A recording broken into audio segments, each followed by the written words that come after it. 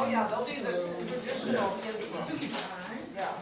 I don't have one. Now a few moments to breathe.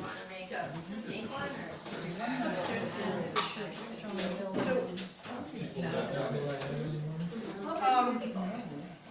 Bryan, before I play my,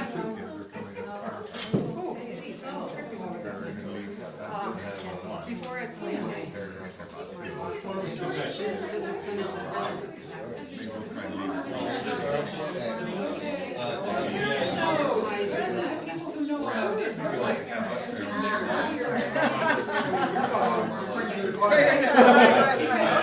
I just wanted to make sure you feel color.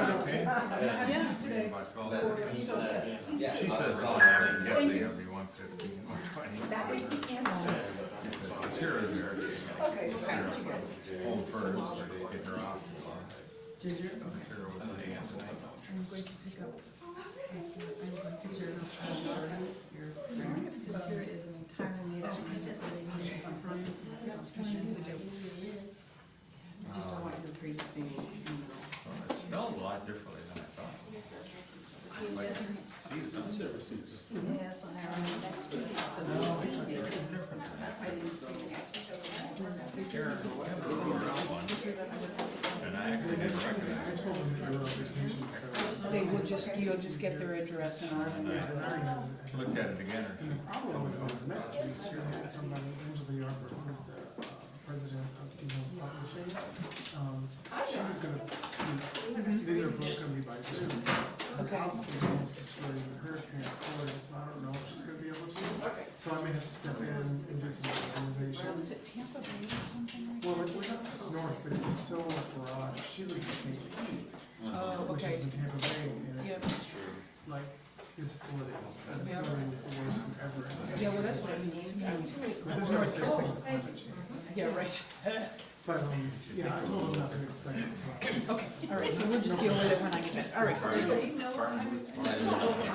I'm sorry? One more. This is the day of the beginning. We're doing that one too. The words will be up here, but nothing. Notes. I asked pretense. I did look through this, but I assumed they were all set in July. Oh. And Chuck, it's okay if Annabelle rings the bell, right? I want to read. So did I get everybody? You're on next week. We're gonna have a sign-up sheet for whoever wants to ring the bell. Everybody wants to ring the bell now. For England, if you want to charge your. Yep. I'm so excited.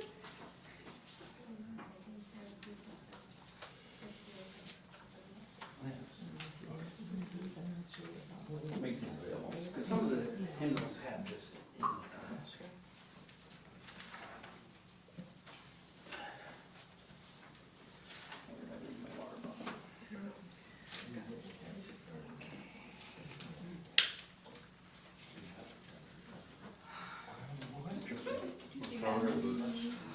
Blue.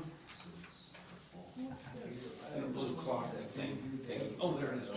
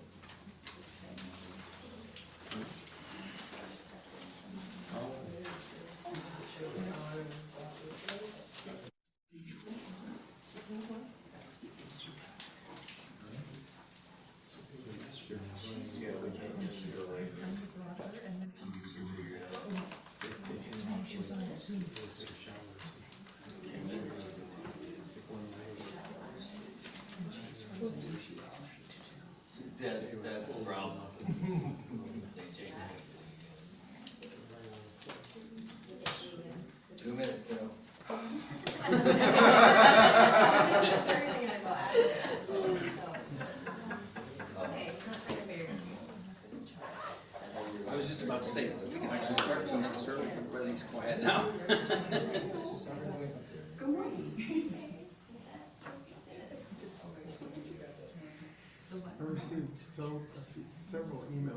Oh. saying, we're not gonna make it a church on the morning, but we'll come to your That's a big funeral. week here. So, Yeah. I mean, when it's a nice weekend, we only have a few more left. There's already 18 people here. Yeah. Pretty good. Of course, it's the choir mostly. Yeah, well, that's, I like to preach to the choir. Yeah. Oh, I put it in the email. And what? I meant to invite her to. Well, don't you remember me telling you, and you were kind of surprised that we required all staff members to appoint alternative farms. So they were stuck with me. Yeah, they were stuck with me. That's how they had to operate.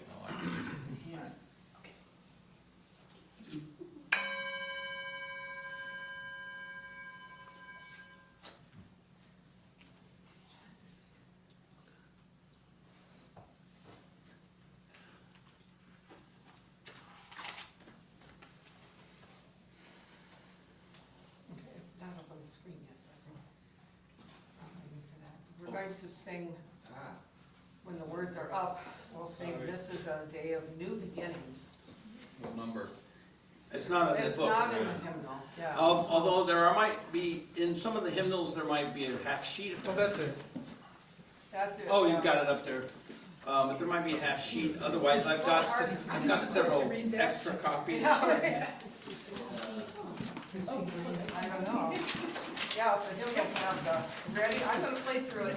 I got one, thank you. Somebody else need one?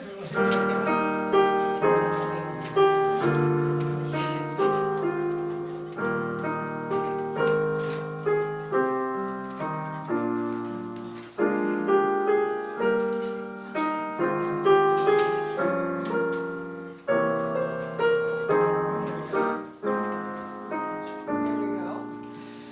This is a day for new beginnings, time to remember and move on, time to believe what love is bringing, laying to rest the pain that's gone. So let us with the Spirit stirring, step from the past and leave behind our disappointment, fears and grieving, seeking new paths and sure to find. In faith we gather round this table to send a line of love to all. This is a day of new beginnings. This love is making all things new. Good morning. Good morning. Welcome to all who've joined us here face to face, as well as all of those who've joined us online. We're glad that you are all here, no matter how you are here. My name is Bryan. For those that may not know me, my pronouns are he, him. And just a couple of announcements to move forward here. Today is what we call Rally Sunday, but we'll hear more about that when my presentation gets round the table. But I also want to make sure that everybody is reminded that we are having an open house and harvest fest at our farm this afternoon at 1:30. I have business cards sitting in the back that have our address and everything on them, so feel free to take one of those. And make sure when you do GPS that it says Waseca, not Otisco. I don't even know where Otisco is, but apparently there's another address, I've been informed, by people that have tried to make it to our house. So make sure it says Waseca, but the address is back there, because sometimes it auto-completes and it goes to Otisco. I don't know. Anyways, please feel free to come and join us. We're going to have some food, some farm tours, some music, all kinds of fun things, and chickens. Not to eat. Just to count. Not yet. I also want to mention that for October, we had a very interesting kind of lineup for the first couple of weeks for presentations, and we still do next Sunday. One of my former students, Bryan Mack is going to be bringing us some science-y, humanist kind of theological framework. He's amazing. He's working on applying for PhD programs. He went to Eden Theological Seminary, and he's going to join us via Zoom. The next Sunday, the second Sunday in October, we were going to be joined by the president of the publishing company that's publishing my book. Her name is Angela Yarber, and her most recent book is Queering the American Dream. And she's been a longtime friend and colleague of mine. However, her house was halfway destroyed during the hurricane that just went through Florida. So I don't know if she's going to be able to join us, but, you know, I'll stand in where needed, and we'll just reshuffle our October presentations. But we all want to hold her in our thoughts, because it was such a devastating thing, and lots of lives lost as well. So just wanted to bring that to the table. Any other announcements anybody wants to share? I have the usual treats announcement, okay? For the next 2 weeks, I am not going to be here. And there are the next 2 weeks, the 6th and the, whatever that day is, 13th? 13. People could sign up for those. I'm not going to be responsible.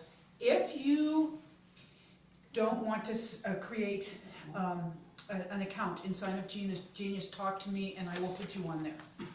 Okay? But And that's Alice, for those of you that may not know. oh yeah, right. Okay. So just I want you to have treats in the next 2 weeks. Me too. This is important. Bring it up. And the next Sunday, I believe, is the 20th, and I think that's the Sunday we're not meeting in this building. They've been going on that weekend, and so they asked us if we could not meet on Sunday the 20th. So we're gonna meet at Grindelin's house that day. That's October the 20th, meeting at the Grindelings. Do the Grindelings know this?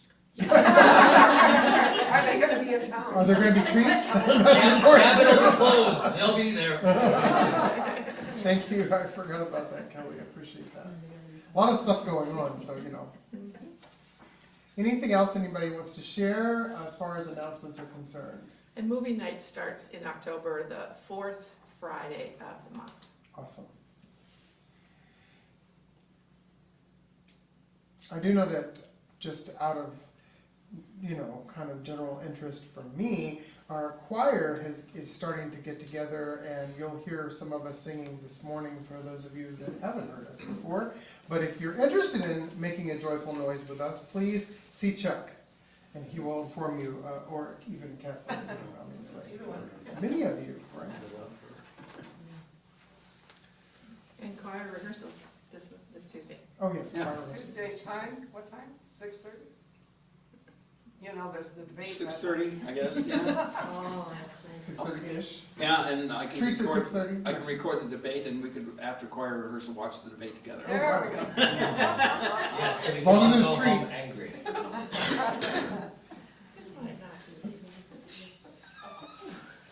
All right, thank you for sharing all of those announcements. We are a growing and thriving faith community, which means we have a lot of stuff going on.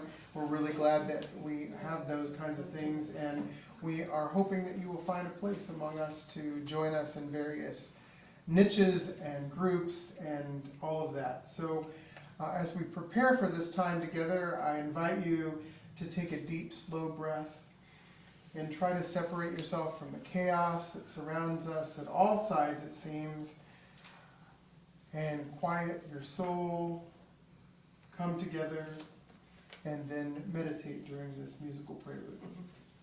Thank you. I'm playing a bossa nova today.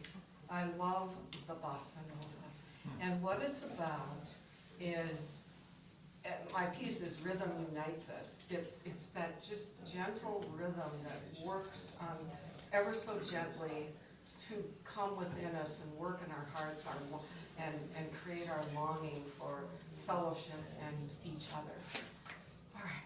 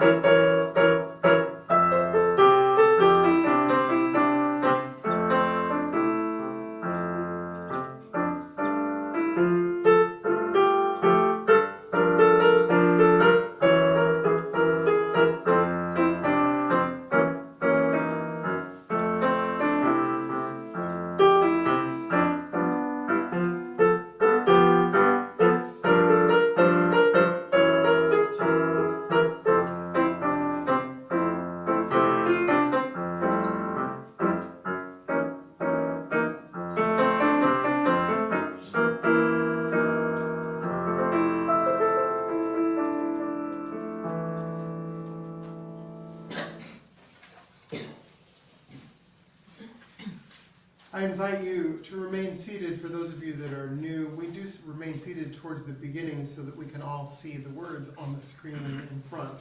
I invite you to join us in our opening words and the lighting of the chalice. May the power of possibilities of new beginnings be a blessing upon us in this season of first. May we embrace the power of beginning again.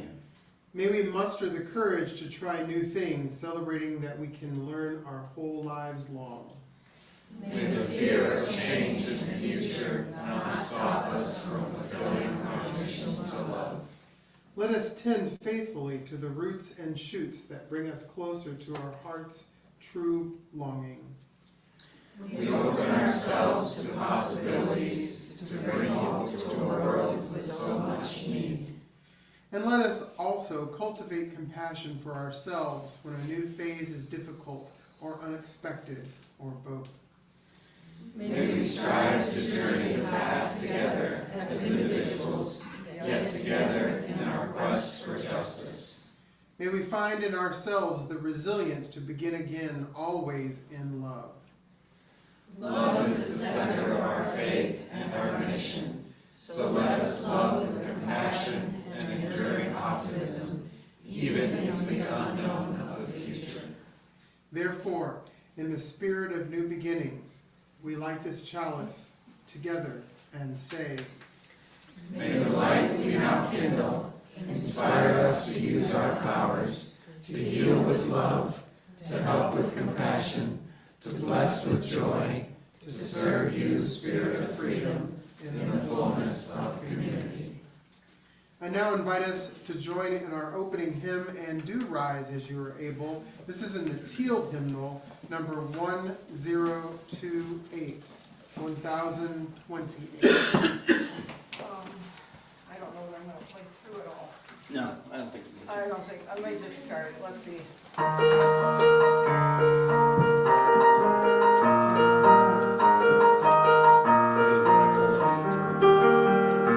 From the light of faith remembered beams of union bright and clear, guiding hands and hearts and spirits into faith and freedom free. When the fire of God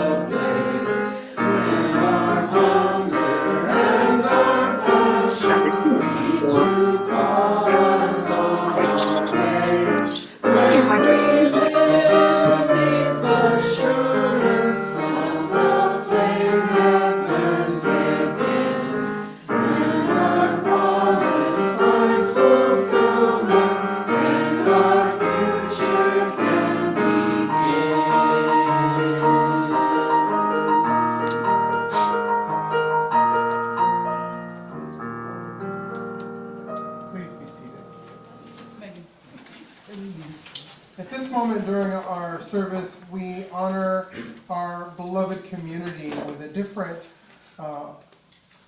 sort of meditation every Sunday. And so now we're going to share that.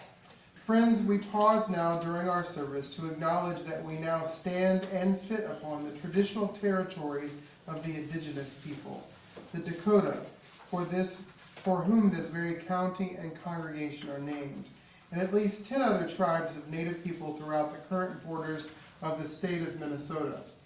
Over hundreds of years, Native communities across the Americas have demonstrated resilience and resistance in the face of violent efforts to separate them from their land, culture, and each other.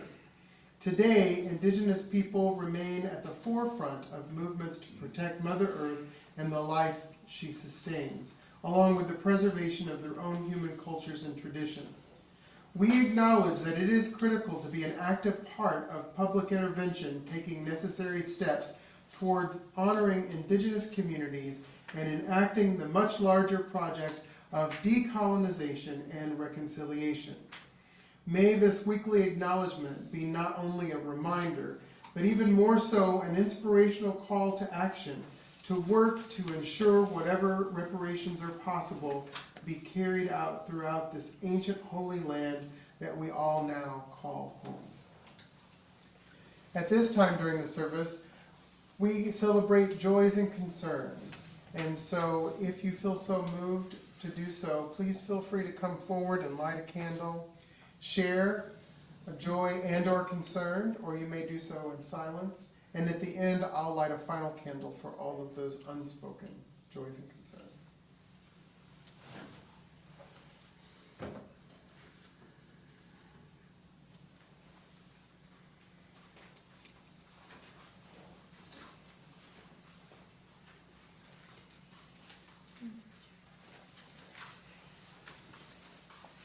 So this is a concern and a joy. So our beloved Braveheart, our dog, has been diagnosed with gulp, which is a degenerative disease. So his larynx is going to eventually close up on him, and he's going to lose his hindquarters. But for now, he's okay. So it's both a concern and a joy that so far he's good.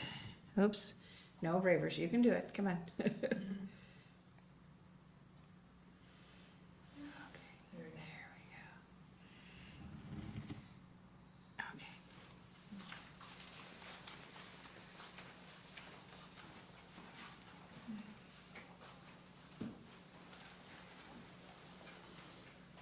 Well, I guess concern for all the fighting in the Mideast and hoping that someday there'll be a day of new beginnings when it will end.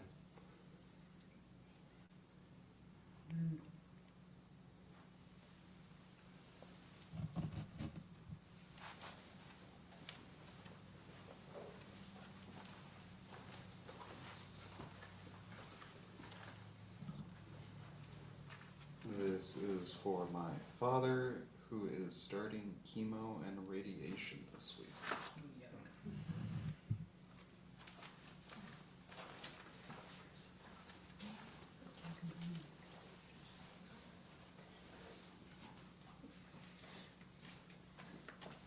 You do the talking. You want me to do the talking? You want to come up here? Well, kiddo's excited because we found a new app that tracks chores, and it auto loads like a debit card if she completes her chores. So she got her special little debit card, and she's all excited about that. We're excited because chores are actually happening now. I wish I'd had that. Technology, I love it.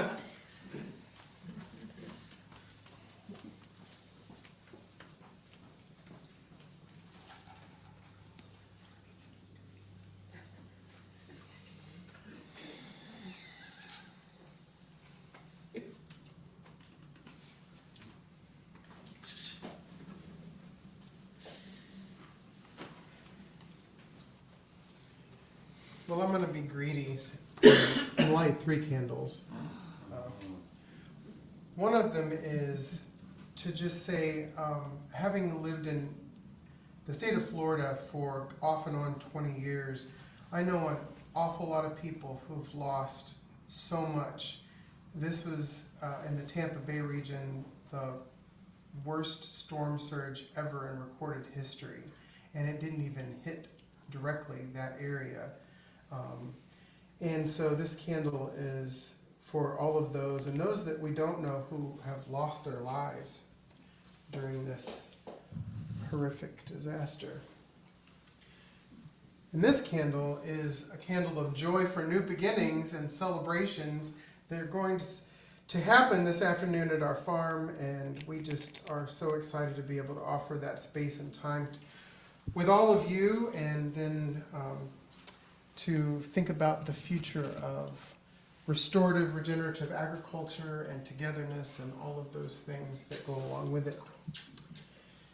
And now I will light a final candle for all those joys and concerns that remain unspoken.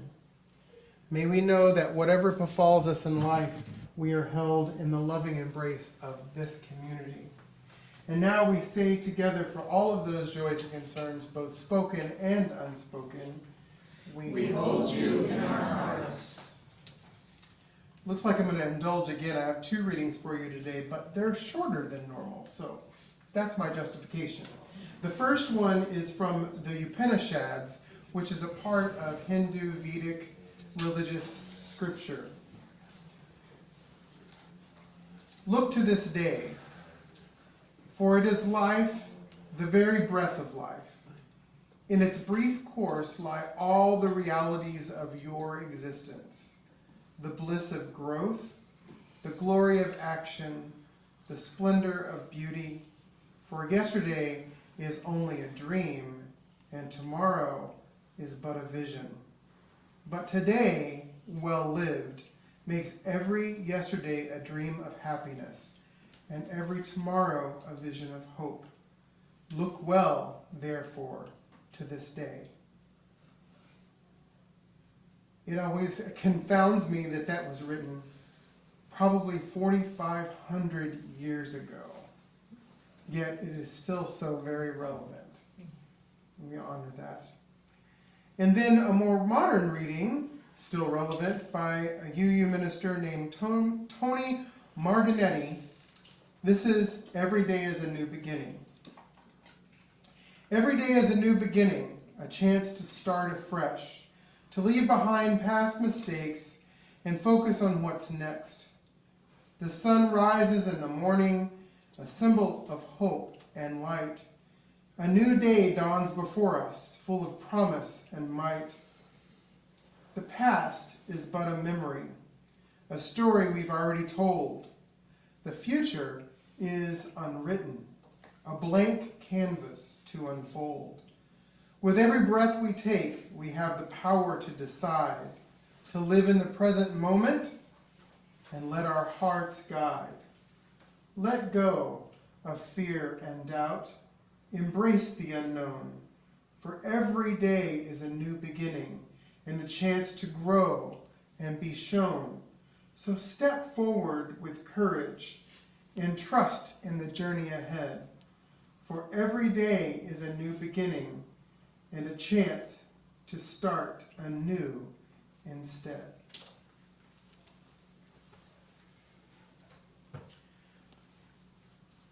Story time. Everybody's surprised. Give me the surprised face, please. Yeah, there you go. When I was young, and you've heard a bunch about my religious past, but when I was young and starting to really try to understand the religion and theology that my parents were bringing me up in, we did this really strange thing. Well, at least it seems strange now, but growing up as a farm kid, it wasn't that strange because, I mean, most people, young kids, make like forts out of sheets and pillows in the house. But no, not me. I made a fort outside with tree branches and grass and God knows what else I used to do that.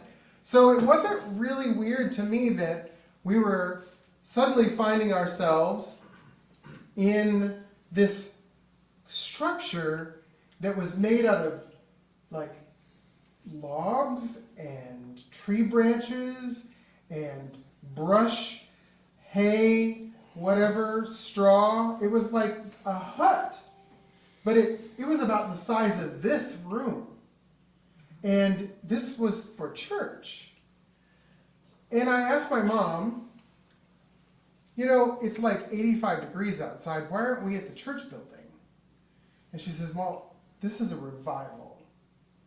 How many of you have ever heard of a revival before? Okay? So I grew up in that revivalist type of tradition. And this, we were so, my mom used to say, we were so poor, we didn't even have money to buy a tent. So we had to make our tent revival structure out of brush and hay and straw. And so it's interesting, I mean, I'm not going to go down the theological journey. I do that a lot. And this past week at Convocation at United Seminary, we had a lot of theology and stuff. And I throw that in where it's necessary and where it's relevant. But I'm not going to go down that path. I'm just going to talk about what the concept of revival is. Now, if you look at religious history, there are, according to theologians and historians, 3 great awakenings, which many of us who study theology call it the 3 great going to sleeps. But it depends on what side of the fence you're on. But during the late 1700s, early 1800s, there was a revivalist tradition that was born out of the Second Great Awakening. And the reason why it was born was because it was during this time that we also had westward expansion. And so, I mean, mainline Protestant churches did this, not just, you know, the fundamentalists and evangelicals, which now tend to still carry this tradition on in some ways, not completely every way. But these were Presbyterians and Lutherans. Are there Lutherans in Minnesota? I mean, I think there are. And Methodists and Episcopalians and, I mean, everybody except for the Roman Catholics. So the Protestants all started to participate in this revivalist tradition.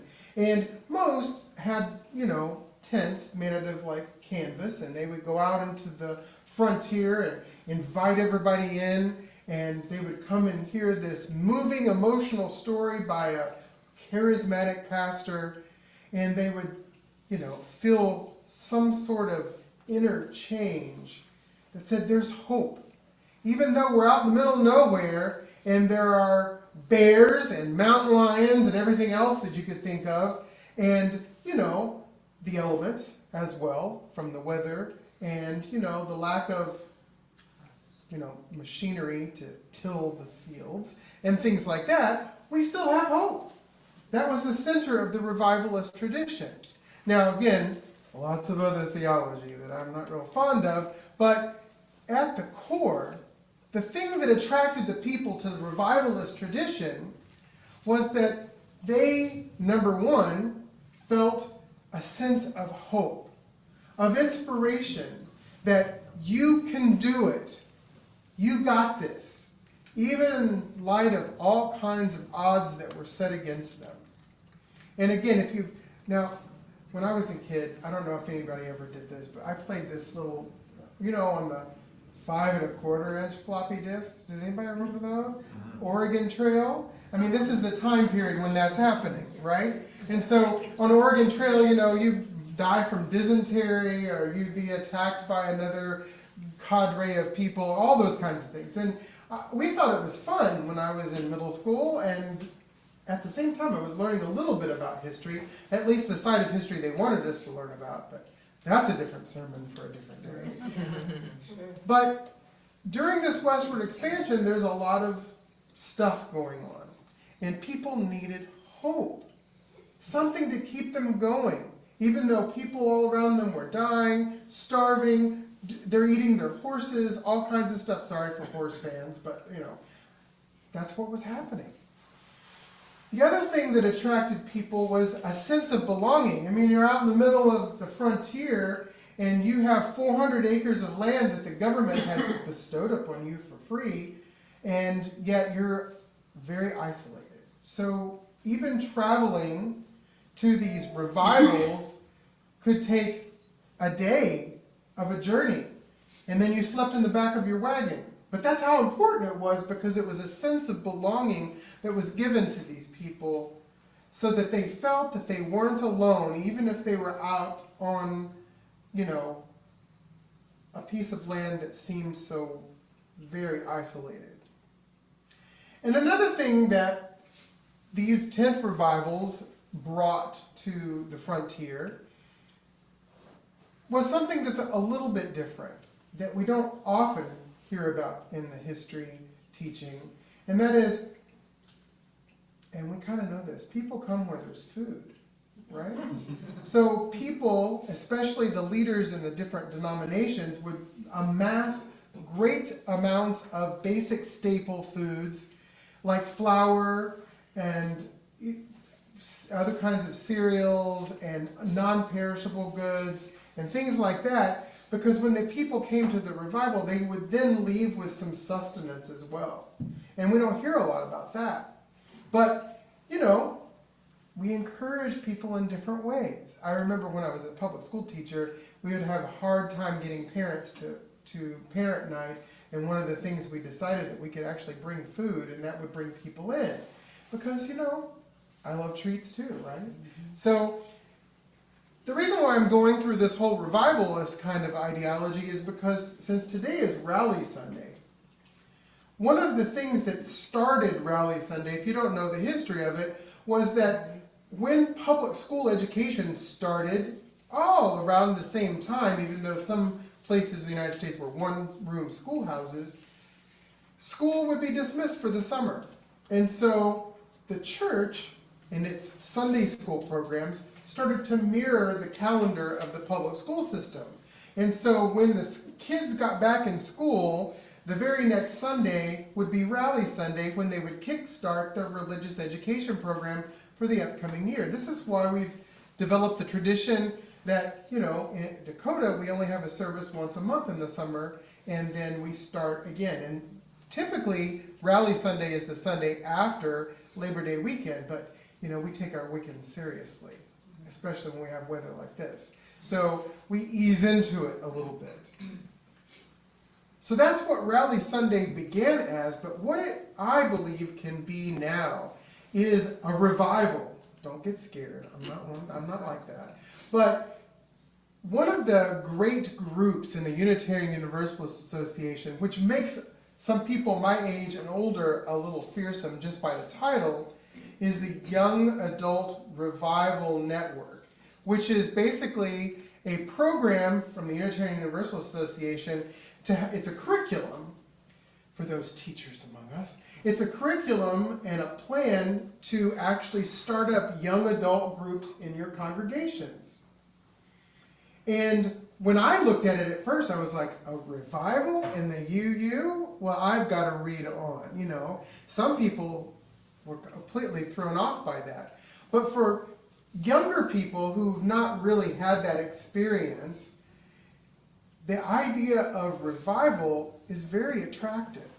Because as I preached before, or not preached, said before, occupational hazard.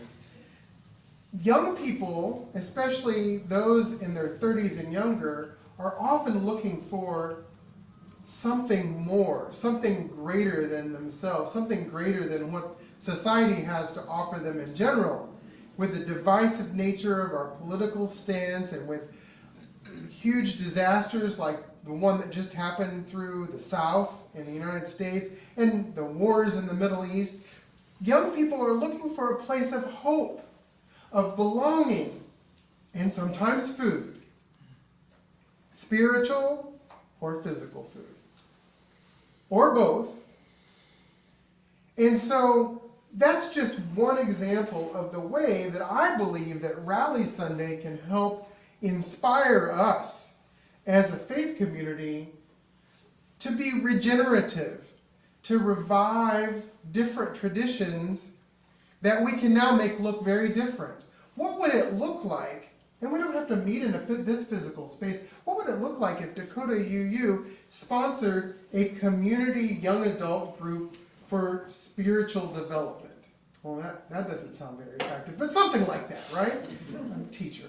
So what would it look like for us to start a small group gathering somewhere at the library?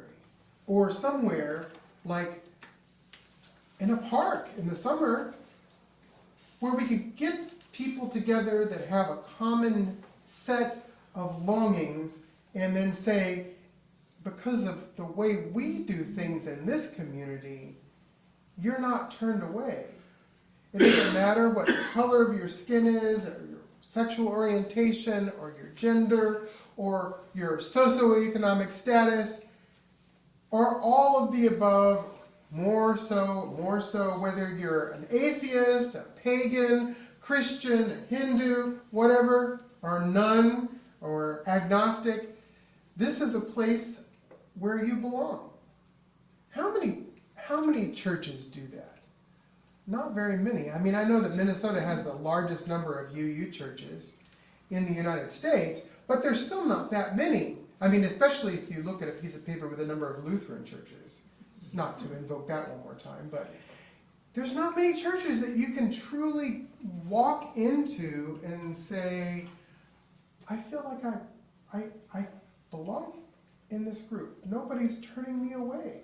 Nobody is saying, we love you, but you've got to do it our way and believe our way. That's not something that we do.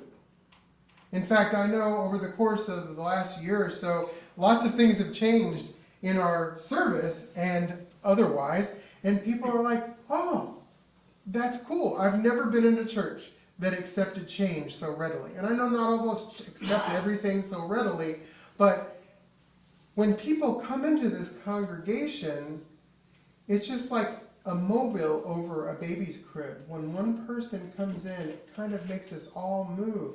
It changes the trajectory of our common togetherness as a community.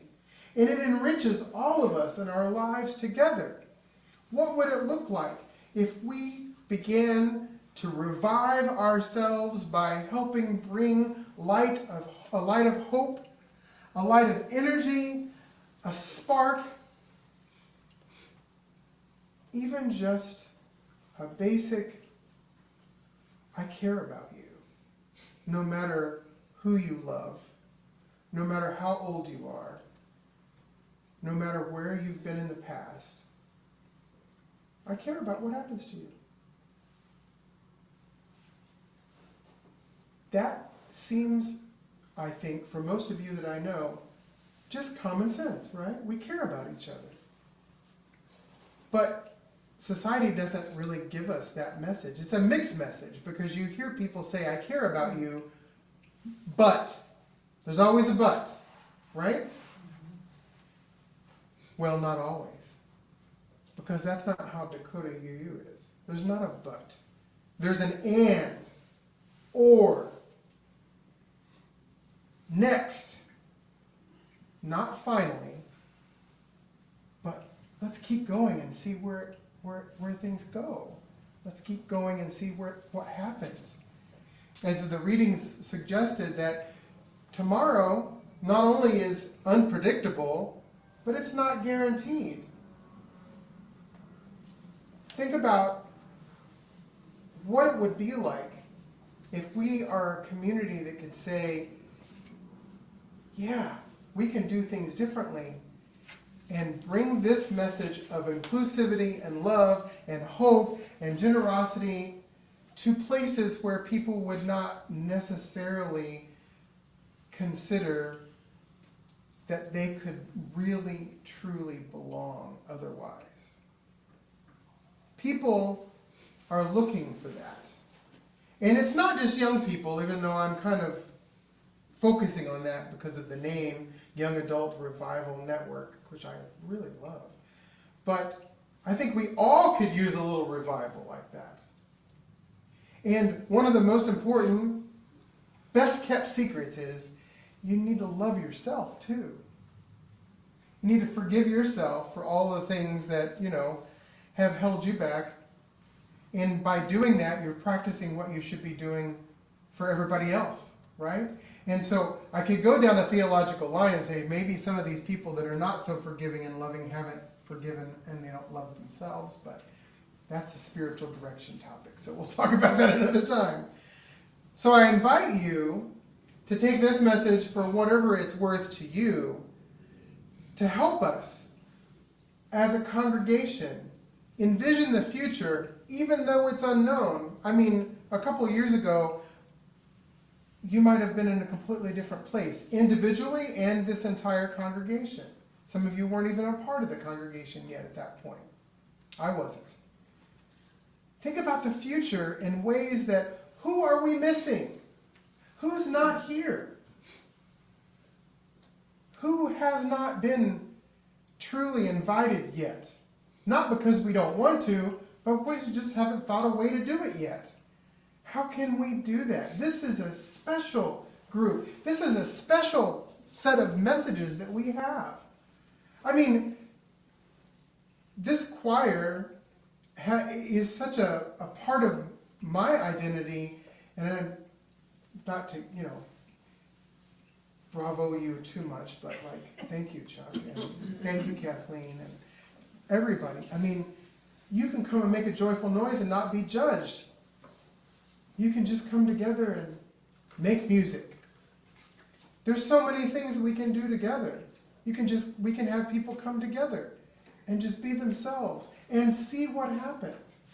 That's what Dakota UU is all about, as far as what I see and what I experience. And that's why when I stand up here every Sunday and I say, I'm so glad that you're here, I'm also saying, I'm so glad to be here. And I hope that you are too. Think about who could use that message. Who, again, as a teacher, I have to repeat things just so I make sure it sinks in. Who's missing? Who's not here? Who could use more love? Well, can't we all? Who could be told, I care about you, and it could change their lives? And so I'll end this by telling you a story where, I've been here long enough that I'm starting to repeat stories. It's okay, right? But some of you haven't heard that because you're new. So, I know that some of you have, though, so you'll remember this. I'll make it as brief as possible. But you just never know who you can change you not necessarily change them, but you can change their world, probably by default then changing them, by saying, I care about you. If those of you remember, I told the story that whenever I was a student teacher, way back when, I had a student in my class who I was told by my mentor teacher, my teaching teacher, and others, just leave him alone, he's going to drop out when he's 16 and we'll all be happy when he's not here anymore. Y'all remember this story? Mm-hmm. And after agonizing and fretting over going to work every day over this one particular student, if you've ever been a teacher, you all know what I'm talking about. There's always one. I held him after class one day and I said, look, no matter what you do, no matter how you actually try to get my class off task, no matter how you try to upset me, there's one thing that you can't control, and there's one thing that you cannot change, no matter what you do, and that is the fact that I care about you. And that was the student that graduated with a PhD from Northwestern University. I think he has 2 PhDs. I got one from Juilliard, too. I talked to him not too long ago. Anyways, the idea is that even though that was an educational context, everything is educational. It's just like we theology people say, everything is theological. Theology is not everything. Well, my world it is. But theology is not everything, but everything is theological. And that one moment of telling somebody that I care about you changed their world. You don't even know how many people's lives you could save. Those people that just don't have the hope to keep going. You don't know what people are going through. You know what you're going through. And other people are going through very similar things. So let's take our love and revive it again. Now, one of the hymns that we'd always sing on Rally Sunday was Revive Us Again. One of my least favorite hymns in the hymnal, but at least the title is inspirational. Revive us again. This is Rally Sunday. Let's rally together. Let's join in new beginnings. New beginnings Not just in the community, but new beginnings with yourself. Think about it. Going out and just practicing love. You know, they say, and I know I've said this before, I think it was H. Richard Niebuhr that said this, a theologian. Go therefore and spread the gospel, but use words only when necessary. So in this case, it's the gospel of love. I'm not talking about the gospels in the Bible. I'm talking about the gospel of love. Go and do likewise. Love one another. Show that you care. Don't just say I care. Let's do it. Let's join a revival. May it be so.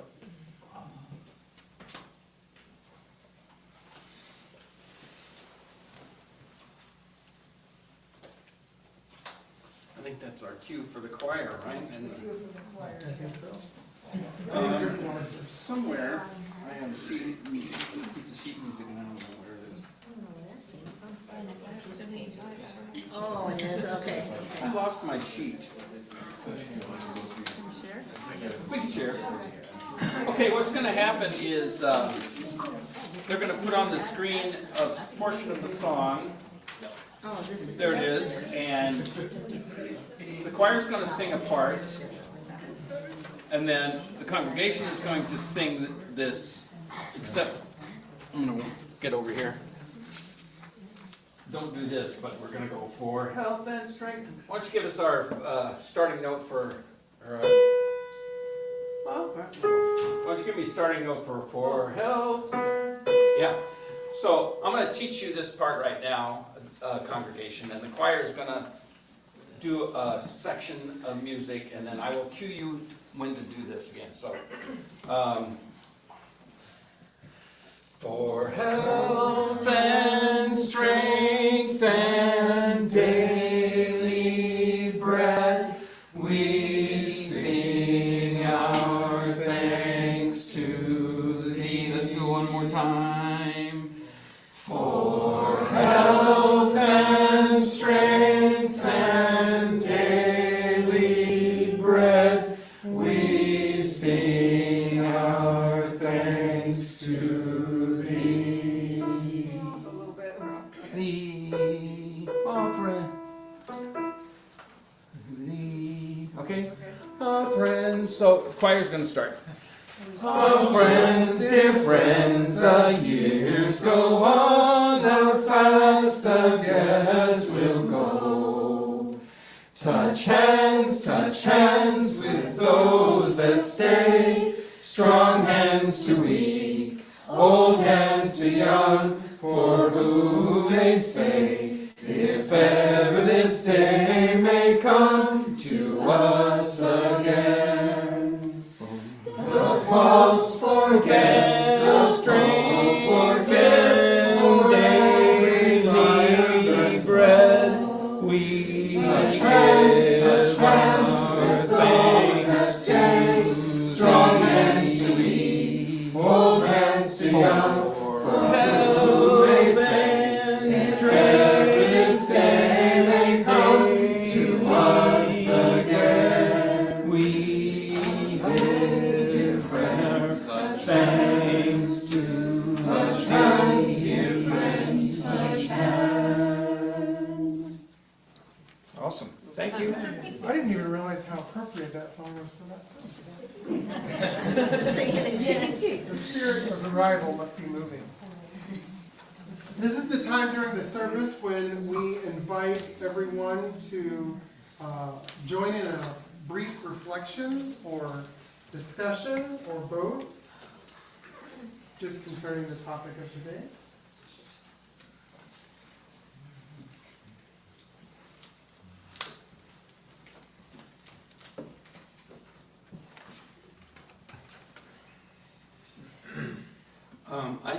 I think it would be great to have a small group, maybe 3 or 4 people or whatever, and if they are a younger part of our group, great, to figure out strategies and like online presence, different things.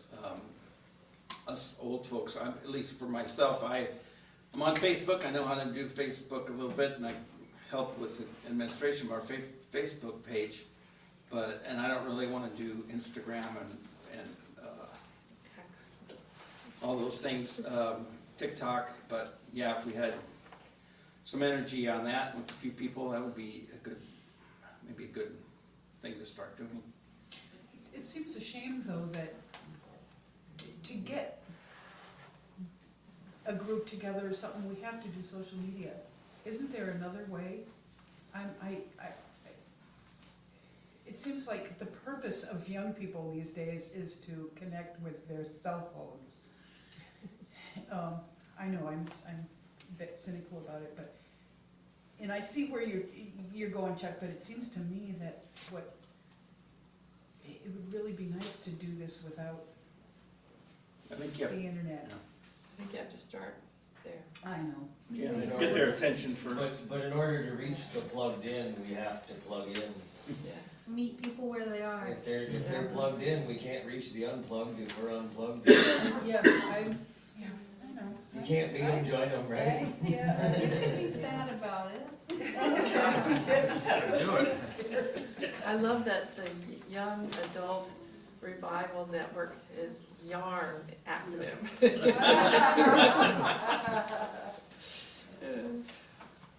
That's very appropriate, I hadn't thought of that. There's some tape.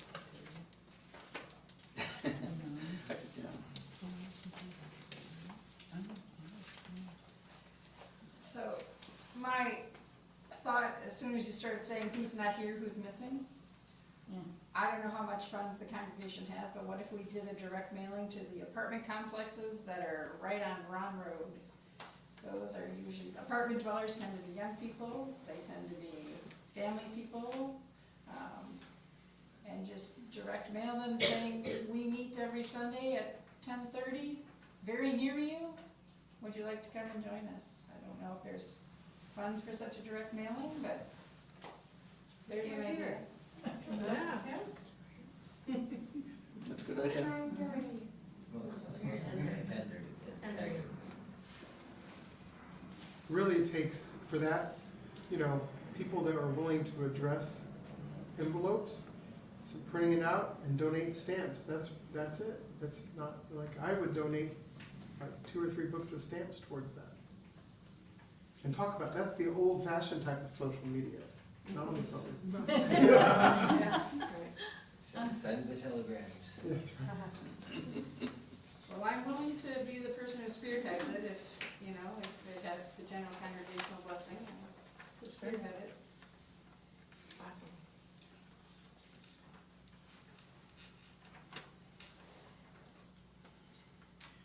Well, as I tend to say, we can continue this conversation after the service. However, I'm going to move it along because I'm, for some reason, needing to get out of here fairly quickly. So I'll invite everybody who is able to rise and join us in our closing hymn, number 131. I will play for those.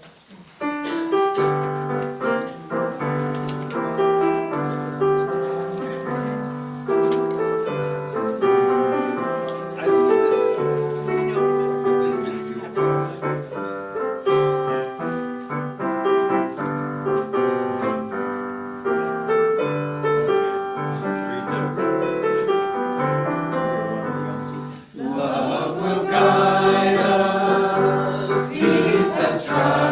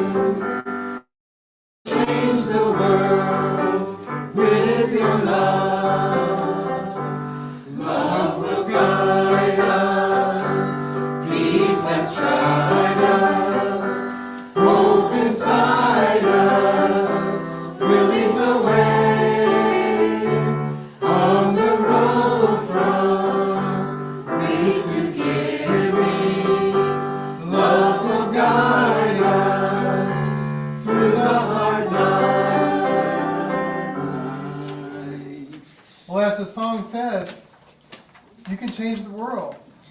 All it takes is love. Let's go forth and do that. And so let's do our closing song. How are we going to do that, Chuck? Yeah, Sending You Light, I think will be on the screen. Okay. And we're all going to sing it unison the first time through, and second time through, the choir will add some harmony notes. This is the pitch for the melodies. Okay, here we go. We are sending you light to heal you, to hold you. We are sending you light to hold you in love. We are sending you light to heal you, to hold you. We are sending you light to hold you in love. We are sending you light to heal you, to hold you. We are sending you light to hold you in love. We are sending you light to heal you, to hold you. We are sending you light to hold you in love. Blessed be. Yeah. Let's go in there. Yes, I love that. Yes, so. Put it inside. Yeah, just Oh, yeah. I got even so involved, I forgot about it. Hereby extinguishing the chalice. I think it works too. We meant to do that. Yes. That's all, it's already there. Oh. Oh, is there a hip over there?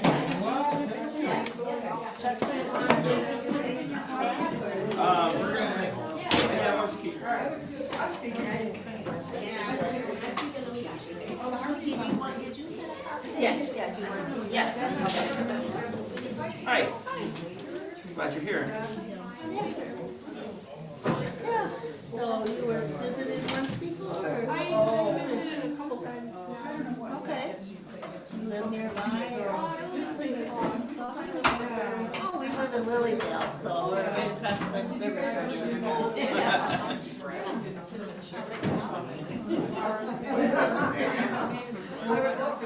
How did you hear about us?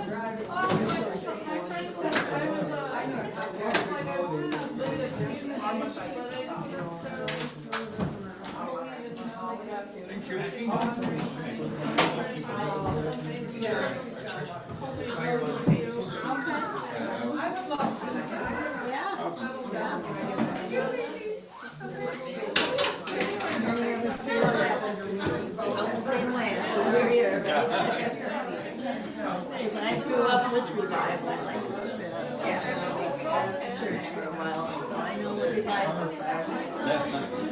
All right, well, I'm going to jet. All right. That's like exactly what. See you at the revival. See you at the revival.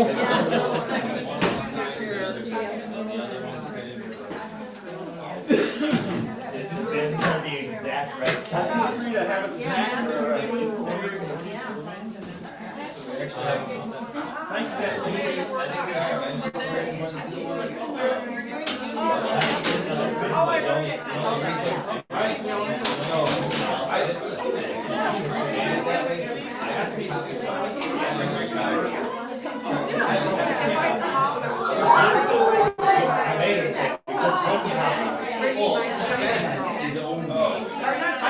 don't think I'm going to play those things. I'm not prepared. Or you can take it out. Yeah. He's got his personal copy. Oh, he was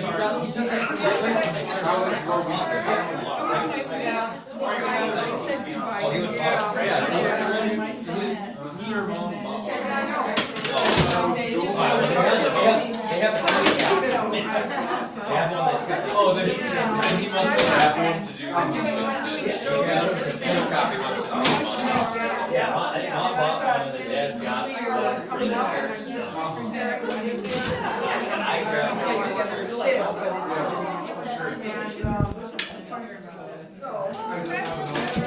Friends who, they're on the